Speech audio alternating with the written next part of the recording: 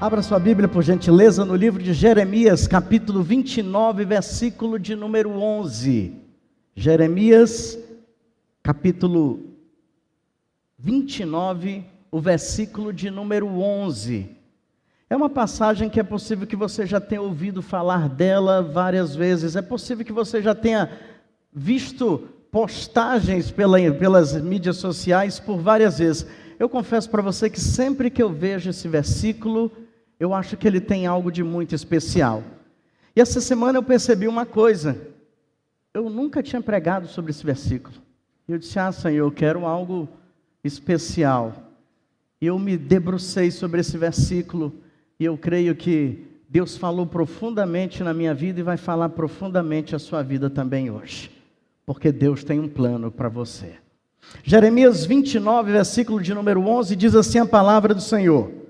Porque sou eu que conheço os planos que tenho para vocês, diz o Senhor. Planos de fazê-los prosperar e não de lhes causar danos. Planos de dar-lhes esperança e um futuro. Porque sou eu que conheço os planos que tenho para vocês, diz o Senhor. Planos de fazê-los prosperar e não de lhes causar dano. Planos de dar-lhes esperança e um futuro. Que Deus aplique essa porção maravilhosa da sua palavra em todos os nossos corações.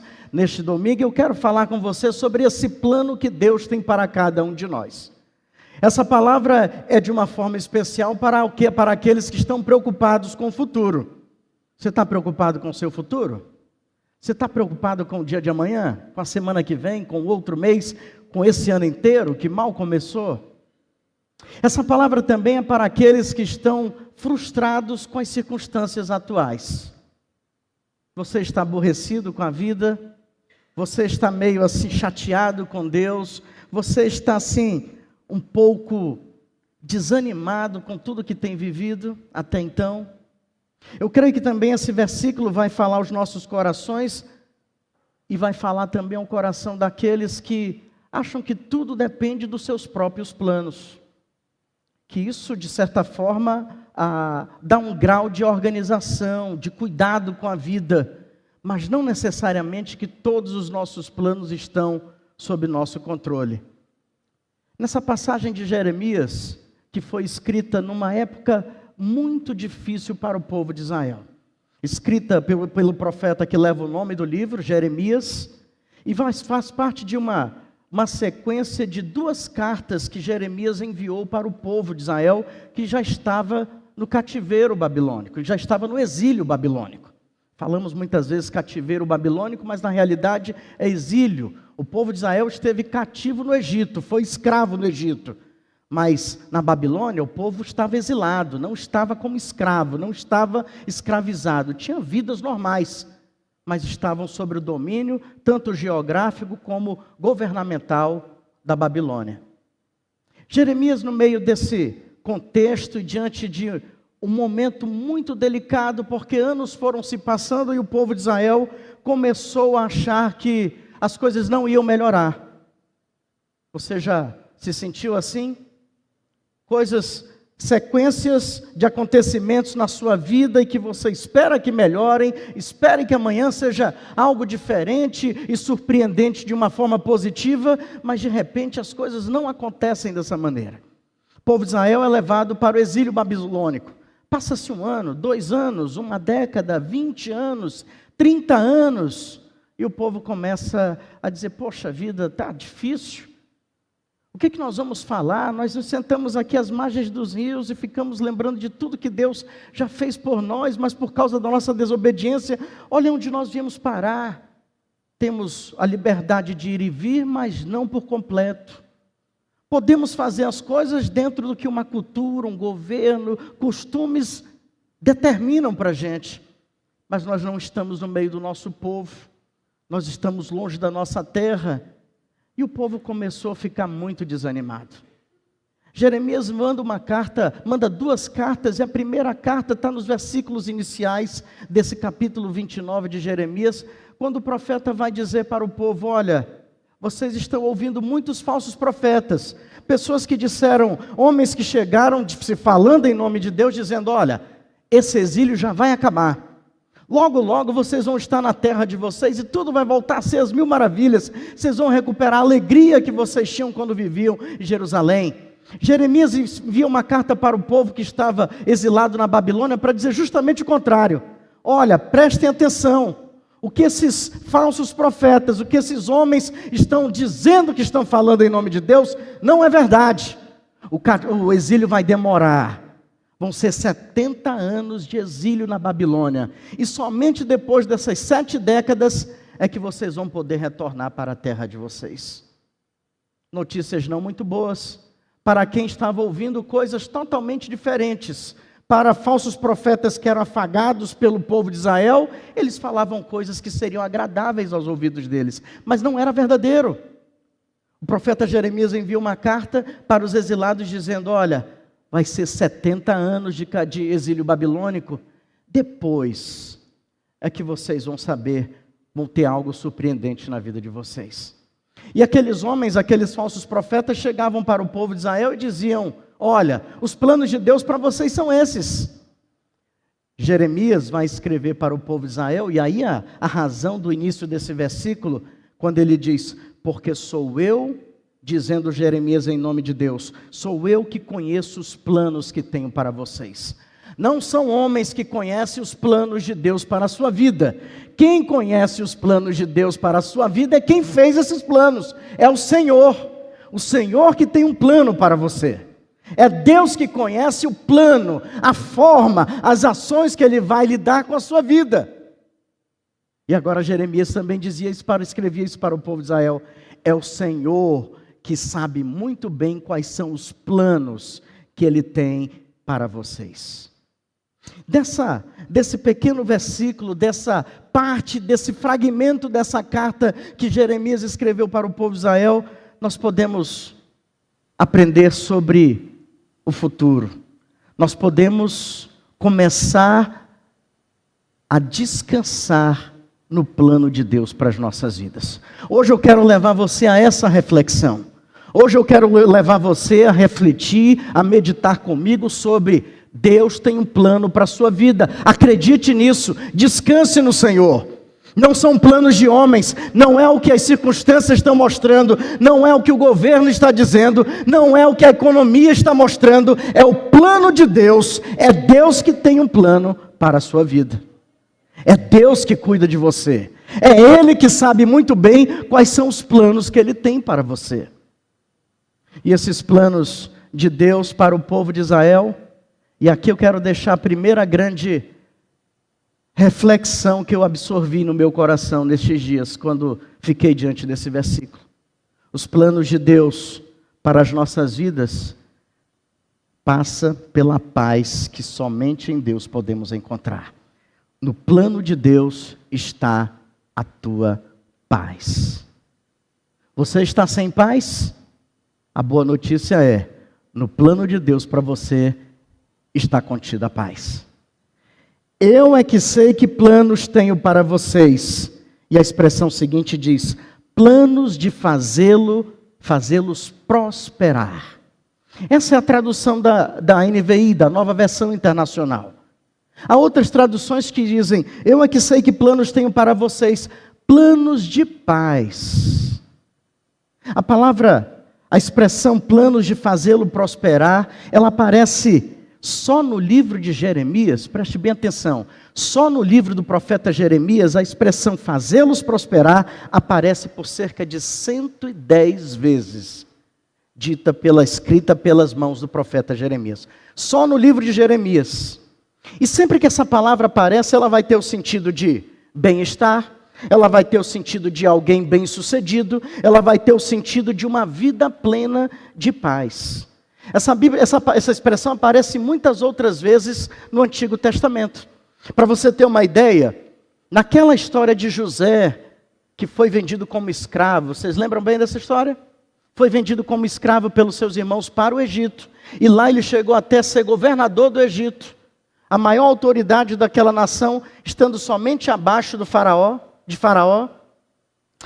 José, quando tem aquele encontro com seus irmãos, que ainda não tinha sido revelado a eles quem era de fato José, que era o seu irmão, eles só o reconheciam como governador do Egito. Quando José começa a perguntar sobre a vida deles, sobre a família deles, e eles começam a dar detalhes sobre a vida deles, José faz uma pergunta para os seus irmãos bem assim: e o pai de vocês que vocês falaram? Esse que já é um ancião, ele está bem? Essa expressão, numa forma de pergunta de José, é a mesma expressão que aparece lá em Jeremias 29:11, quando diz que Deus tem planos de prosperar, planos de nos fazer bem. A mesma palavra aparece numa pergunta de José para os seus irmãos sobre seu pai. E o pai de vocês? Ele está bem? Ele está próspero? Ele está num estado de vida saudável? Ele está vivendo bem com vocês? Essa expressão também aí vai aparecer quando quando Moisés agora está prestes a levar o povo de Israel às margens do Jordão, mas quem vai herdar a terra prometida é Josué, que vai ser o seu sucessor. Moisés agora começa a recapitular toda a lei, o que para nós é conhecido como o livro de Deuteronômio, que é a repetição de toda a lei. Agora não numa forma mais sistemática, mecânica, como aparece nos outros livros, principalmente no livro de Levítico, mas agora como se fosse numa forma de grandes discursos, de grandes pregações. Moisés vai recapitular tudo que ele viveu com o povo de Israel em quase 40 anos de jornada ali no deserto. E no capítulo 8 de Deuteronômio, Moisés vai estar falando para o povo de Israel que, olha, o deserto, tudo que vocês viveram, olha, vocês vão chegar na terra prometida, Deus vai cumprir a palavra dele, mas saibam que Deus permitiu que vocês permanecessem no deserto por todos esses anos, para humilhá-los, para prová-los, mas o resultado, o fim de tudo isso, o plano de Deus para vocês, é que, a fim de que tudo fosse bem com vocês. A expressão bem com vocês de Deuteronômio 8:12, é a expressão mesma que aparece em Jeremias 29, quando diz que Deus tem planos de fazê-los prosperar. Deus já tinha falado isso através de Moisés lá no deserto. Deus estava falando isso, José já tinha perguntado, usado essa mesma expressão para com seus irmãos em relação ao seu pai. Deus agora está falando isso através de Jeremias. Deus tem planos de fazer prosperar. Tudo que Deus faz tem como objetivo final o bem, trazer a paz para o coração dos seus filhos. No plano de Deus está programado, está de uma forma muito minuciosa, um tratamento de Deus que vai passar por colocar a paz no seu coração. Essa palavra também era usada em tempos de guerra. Essa palavra vai aparecer, essa expressão, no livro de Josué, quando Josué se reúne com os gibeonitas e vai propor a eles um acordo de paz. É a mesma palavra que aparece aí como prosperidade e paz, que está em Jeremias 29:11. Essa palavra aparece também com um sentido de paz interior. Salmo 4, você lembra do Salmo 4? Versículo 8. Em paz eu me deito e logo adormeço, porque só o Senhor me faz repousar seguro. É a mesma palavra que está em Jeremias 29:11. Você observa que tantos significados, tantas formas variadas dessa palavra. E eu confesso para todos vocês que me intrigou, como pode uma palavra, uma expressão que aparece em Jeremias, eu fiquei tão sedento por esse versículo. Eu é que sei que planos têm a vosso respeito, planos de fazê-los prosperar, planos de paz. Mas meu Deus, é tanto tipo de paz. É tanta forma de Deus mostrar sua prosperidade para o seu povo, o cuidado que Ele tem por cada um de nós, mostrar que Ele planeja coisas grandiosas que estão muito além das nossas preocupações com o cotidiano, que estão muito além das nossas ansiedades com o futuro. Eu é que sei que planos têm a vosso respeito, planos de fazê-los prosperar, planos de paz. Passei por José, observei o que Davi falou, os tratados de paz que Josué fez, mas eu não estava satisfeito. E eu continuei a procurar um pouquinho mais. E eu encontrei a resposta que eu precisava dessa dimensão, desse plano de Deus, para a minha vida e para a sua vida, no Evangelho de João, capítulo 14, versículo 27. Palavras de Jesus. No Novo Testamento, essa mesma expressão vai aparecer em Jesus falando, quando Jesus conversava com seus discípulos, quando ele diz: deixo-lhes a paz, a minha paz lhes dou, não a dou como o mundo a dá, não se perturbe o seu coração e nem tenham medo. Deixo-lhes a minha paz lhes dou. Sabe que expressão foi essa que Jesus usou nessa conversa com seus discípulos? Shalom. Deixo-lhes a minha shalom. Eu voltei em Jeremias.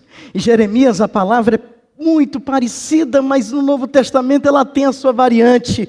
No Novo Testamento, no Antigo Testamento, lá na expressão de Jeremias, ela aparece como salom. E Jesus vai falar depois uma variante dessa expressão, shalom. Mas todas significando a paz que somente em Jesus nós podemos encontrar. Eu deixo a minha shalom com vocês. A mesma shalom que Jeremias escreveu para o povo há muito tempo atrás, quando dizia: Deus sabe o plano que tem para cada um de vocês.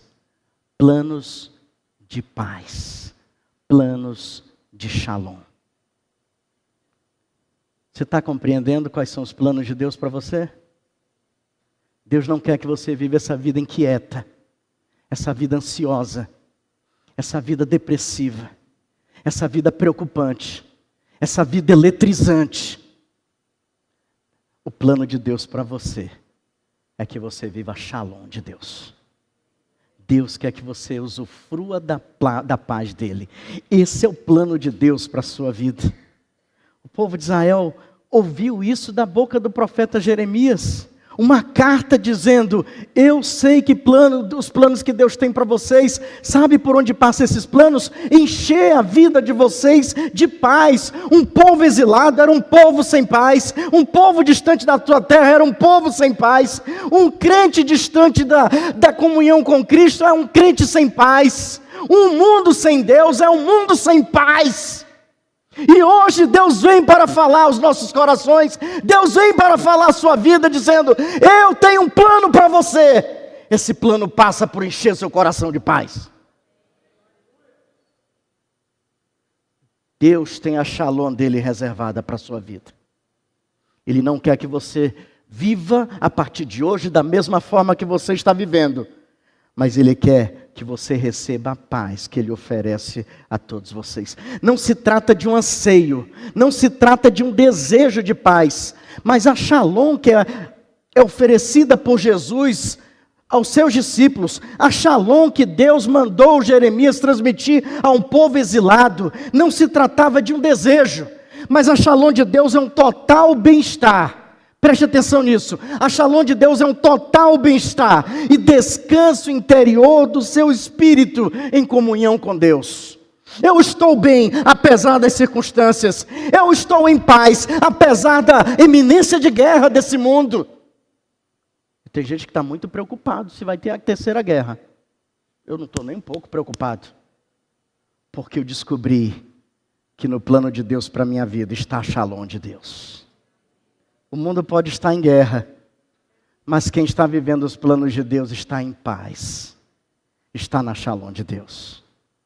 Jesus veio a esse mundo, sobe a cruz do Calvário, como ainda há pouco, de uma forma tão bela, foi orado. Teve derramamento de sangue, teve morte de cruz. Os discípulos ficam muito entristecidos, preocupados e amedrontados. Perderam seu líder de uma forma tão vergonhosa, pendurado numa cruz no Calvário.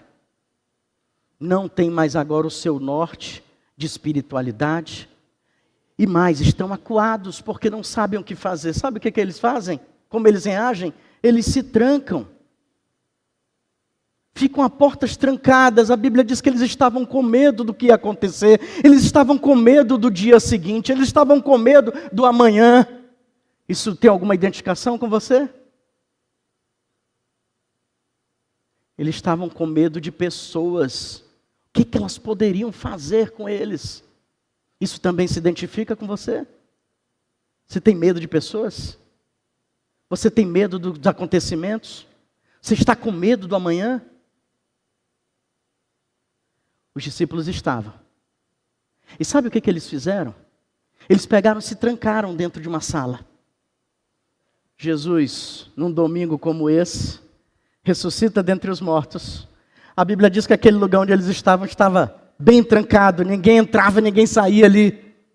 Jesus vai até eles, chega apesar da porta trancada, e a Bíblia diz que mostra o lado perfurado pela lança, mostra as mãos perfuradas pelos pregos. E sabe o que Jesus diz para eles quando aparece naquele lugar? Paz seja com vocês. Shalom seja com vocês. Sabe o que eu acredito que Cristo está falando para todos nós hoje? A paz seja na tua vida, porque esse é o plano de Deus para você. A paz de Deus deve preencher o seu viver, porque esse é o plano de Deus para você. Deus quer fazer coisas maravilhosas. Ele sabe muito bem os planos que tem para você. Mas sabe a primeira coisa que Deus quer fazer na sua vida? É te trazer a paz. Porque senão nossa fé fica conflitante. Como é que nós podemos dizer que cremos em Deus, que a nossa fé está em Deus, mas se nós não descansamos nele, se nós não estamos em paz com ele? Jesus hoje está falando para você. Jesus hoje está falando para você. Eu te deixo a minha paz. Eu sei que planos tenho para você. Esses planos são planos de paz. Acaba-se a guerra interior agora na sua vida, porque Jesus está oferecendo a shalom dele para você. Era isso que o povo de Israel precisava ouvir. Não era que seriam exterminados, não era que não existiria mais descendência, também não era que as coisas amanhã se resolveriam, mas no tempo exato de Deus, Deus já tinha um plano para eles, mas esse plano começava em trazer paz ao coração daquele povo. Ah, irmãos, planos de paz, não de lhe causar dano. A palavra no original aí tenta transmitir a ideia de infelicidade, de prejuízo. Deus não tem nenhum plano, nenhum propósito, não passa pela cabeça dele lhe causar, trazer, lhe produzir qualquer infelicidade. Acredite nisso. Não passa pelo pensamento de Deus nenhuma possibilidade de ele encher seu coração de tristeza. Mas o plano de Deus para a sua vida é um plano de paz para você. Ele tem um plano. E esse plano passa por trazer a paz ao seu coração a partir de hoje. Eu é que sei que planos tenho a vosso respeito. Eu é que sei que planos tenho para vocês, diz o Senhor. Planos de fazê-los prosperar e não de lhes causar danos. E o profeta acrescentou, planos de dar-lhes esperança e um futuro. Eu confesso para vocês que eu não imaginava que meditar nesse versículo fosse uma tarefa tão difícil. Primeiro, para entender que planos de prosperidade, ou então que planos de paz eram esses. E segundo, por tentar entender que nos planos de Deus passa um futuro que está acima das nossas expectativas, ou um futuro esperado. Alguns tradutores tiveram dificuldade nessa expressão, porque na versão que nós lemos diz dar-lhes esperança e um futuro. Outros tradutores entendem que a melhor forma seria esperança de um futuro. Mas há outros que vão mais além e dizem, na realidade é tudo uma coisa só, Porque futuro e esperança são palavras que estão muito próximas ali do discurso de Deus, transmitido através da carta de Jeremias ao povo de Israel, que estava exilado na Babilônia. Então, alguns entendem que a expressão poderia ser, e dá-lhes um futuro esperado. Dá um futuro que está na expectativa de vocês. É por isso que Deus diz, olha, não tenho planos de causar danos a vocês, porque ninguém em sã consciência vai querer o seu próprio mal. Ninguém vai querer a sua infelicidade, pelo menos conscientemente falando. Você não deseja o mal para si mesmo. Você não deseja a infelicidade para você mesmo. Você não deseja enfermidades para você mesmo. Você não deseja tristeza para você mesmo. É por isso que Deus faz esse acréscimo. Olha, eu não tenho planos de causar danos para vocês. Não é essa a minha ideia, porque nem vocês pensam isso sobre vocês. Mas os meus planos, além de ser planos de paz, são planos de conceder um futuro esperado. Uma expectativa, esperança e um fim futuro. Essa palavra futuro esperado, essa expressão aí que se confundem, já que estamos falando aí sobre o povo de Israel nesse contexto, o povo havia ouvido dos falsos profetas, como já mencionei, que logo, logo eles estariam sendo libertos do exílio. Que eles poderiam voltar para a sua terra natal, eles poderiam voltar a ter o contato com as suas famílias, eles poderiam levar a vida de antes.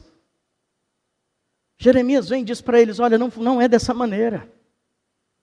Vai acontecer, mas Deus primeiro quer trabalhar a paz no coração de vocês.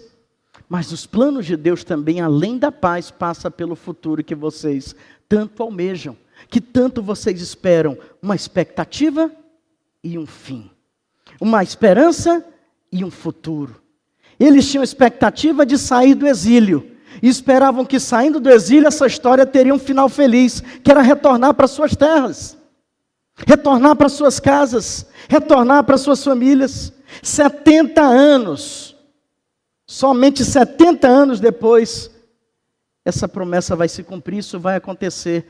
Mas Deus traria esse final feliz que era tanto esperado pelo povo de Israel. Deus traria o fim do exílio. Deus levaria o seu povo de volta. A expectativa e o futuro agora estariam reunidos em um momento só. Eu fui atrás dessa palavra, esperança, essa expressão, esperança e futuro, ou futuro esperado, como você achar melhor. Essa palavra, no Antigo Testamento, que é muito usada, ela aparece 34 vezes. Mas sabe a informação mais interessante que essa que eu achei? Tem um livro que das 34 vezes ela aparece 13. Sabe qual é esse livro? O livro de Jó. O livro que fala do sofrimento de um homem, que numa mesma ocasião perdeu seus filhos, perdeu suas riquezas, perdeu sua saúde. Nas páginas do livro de Jó, por 13 vezes aparece essa expressão, um futuro esperado. De um homem que estava com seu corpo cheio de úlceras, ele sonhava com um final feliz. De um homem que tinha perdido todos os seus filhos, ele continuava sonhando com um final feliz. De um homem que tinha perdido todos os seus bens, Deus tinha um final feliz para ele. Se você for lá no último capítulo do livro de Jó, o que você vai encontrar? Um final feliz. Um final feliz. Deus cumpriu o plano dele para a vida de Jó. E lhe concedeu um final feliz. Lhe concedeu outros filhos. Lhe concedeu bens. Lhe concedeu uma saúde de ferro. Deus juntou a expectativa de Jó com o fim que ele havia planejado. E agora a esperança e o futuro se tornam em um final feliz. Deus tem um final feliz para você. Não é isso que você está vivendo agora. Deus tem algo de bom para a sua vida. Pode ser que não aconteça amanhã. Eu não quero ser um falso profeta como aqueles que falaram para o povo de Israel na Babilônia. Seria muito agradável você ouvir, olha, amanhã sua vida, a história da sua vida vai mudar. Eu não conheço o calendário de Deus. Eu não sei quanto tempo. Para o povo de Israel, o exílio durou 70 anos. Para Jó durou um bom tempo, um bom e sofrível tempo. Mas eu sei que o final feliz chegou para todos eles. Porque Deus tem um plano para você. E nesse plano está um futuro e uma esperança. Está a reunião dessas duas coisas que Deus vai fazer acontecer. Quando Deus vai falar sobre a terra prometida, e Ele manda Moisés falar sobre isso, está lá em Deuteronômio capítulo 11. Moisés vai falar sobre a terra que o povo iria herdar. Ele vai dizer, olha, lá no Egito vocês tinham que fazer plantações com os próprios pés, preparar a terra com os próprios pés. Na terra prometida não vai ser preciso não, porque a terra vai ser abençoada pelos céus. Deus vai cuidar de tudo. E lá em Deuteronômio 11, capítulo 11, versículo 12, tem uma expressão que me chama a atenção de Moisés, que ele fala assim para o povo, olha, a terra que vocês vão herdar é uma terra que os olhos de Deus estão continuamente sobre ela, do início ao fim do ano. A expressão fim do ano que aparece lá em Deuteronômio 11, 12, é a mesma expressão que aparece em outra forma em Jeremias 29, 11. Fim. Fim. Eu prometo dar a vocês um final feliz. Deus estava dizendo para o povo de Israel, olha, vocês foram escravos no Egito, mas eu vou levar vocês para uma terra que a história afinal vai ser bem melhor. Deus estava dizendo para um povo exilado, eu sei que vocês estão na Babilônia, mas eu tenho um final feliz, é vocês voltando para casa. Sabe, irmãos, essa expressão fim, ela vai aparecer por várias vezes na Bíblia, no livro de Deuteronômio, falando sobre um local, que do início ao fim do ano, Deus está com os olhos sobre aquele lugar, sobre aquela terra. Para o povo do exílio, está falando sobre tempo. Olha, eu tenho um futuro e uma esperança para vocês. Eu tenho um final feliz para vocês. Não vai acontecer como estão dizendo os falsos profetas, mas vai acontecer. Acreditem, é o plano de Deus para vocês. Mas eu não me contentei ainda com essa expressão fim. E tem algo que eu achei maravilhoso. E eu quero compartilhar com vocês. Daniel capítulo 12, versículo 8. Daniel capítulo 12. Daniel está tendo revelações tremendas, especificamente no capítulo 12, sobre os tempos do fim. Sobre quando esse mundo vai chegar ao seu encerramento. Daniel teve contato com essas coisas. O Senhor entrega um livro para ele e diz, Daniel, sela esse livro, onde estão as palavras de todos os tempos, do fim. Sela esse livro. E aí Daniel fica preocupado com tudo que ele ouviu nessa conversa. E ele se volta para Deus e diz, Senhor, quando é que vai ser o fim dessas coisas mesmo? Ele ficou tenso, ele ficou agitado em seu espírito. Senhor, quando é que vai ser o fim dessas coisas?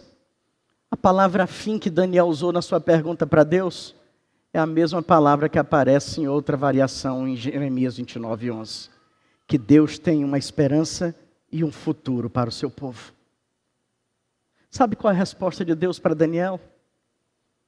Daniel, segue o teu caminho. Porque todas essas coisas já estão lacradas nesse livro. E Deus vai fazer com que todas sejam cumpridas. Só segue o teu caminho, Daniel. Eu quando li essas palavras, o irmão aqui é muito emotivo. E eu me emocionei. Porque a gente está tão preocupado com o fim do mês, com o fim da semana, com o fim do ano. E Deus hoje fala algo para nós bem assim. Siga o seu caminho, porque eu tenho um final feliz para você. Confie em Deus, porque eu tenho um futuro e uma esperança para você. Só creia em mim. Só creia em Deus. Eu quero concluir minhas palavras dessa noite, dizendo para aqueles que estão pensando do início ao fim da vida, Hoje eu brincava com a Heleninha lá em casa, já que você falou tanto sobre filhos hoje aqui, Helene, me permita falar de mais uma Helena. Ela não deixou eu cochilar de jeito nenhum hoje. E eu disse, meu Deus, vai ser o meu fim. Mas quando eu olhava para a Helena nessa tarde, me passava assim o filme, quantos planos, quão agraciado eu fui com a vinda dessa criança, quanto eu e a minha esposa fomos abençoados com a vinda da Helena. E a gente como pais começa a pensar, e eu sei que isso aqui todos entendem do que eu vou falar agora, começa a pensar teus melhores sonhos para os seus filhos. Começa a fazer planos para eles. Eu dizia, meu Deus, eu não consigo nem planejar meu sono dessa tarde. Como é que eu vou planejar a vida dessa criança? E eu me lembrei dessas palavras de Daniel. Daniel, segue teu caminho. Porque em relação ao fim, deixa que eu tenho um plano final feliz para você. Deus cuida da minha filha do início ao fim da vida dela. Deus cuida da minha vida do início ao fim. Deus cuida da sua igreja do início ao fim da história. Deus vai cuidar de você até o fim da sua vida e vai lhe dar o final feliz que Ele planeja. Creia nisso. Creia nisso. Eu não tenho mais dúvidas, eu não preciso mais me preocupar, eu não preciso mais idealizar planos para minha filha. Eu sou apaixonado pela missão paterna que eu recebi. Mas eu aprendo com a promessa de Jeremias 29:11, que eu posso descansar no Senhor. Eu só preciso entender que os planos dEle para mim, para minha família, para a igreja da qual faço parte, e para você que me escuta nesse dia, que os planos dEle são planos de paz. Descanse no Senhor. E quanto ao futuro, não se preocupe. Ele já tem um final feliz preparado para você. Ele já tem um final feliz. Sabe por quê? Porque Ele tem um plano para você. Amém?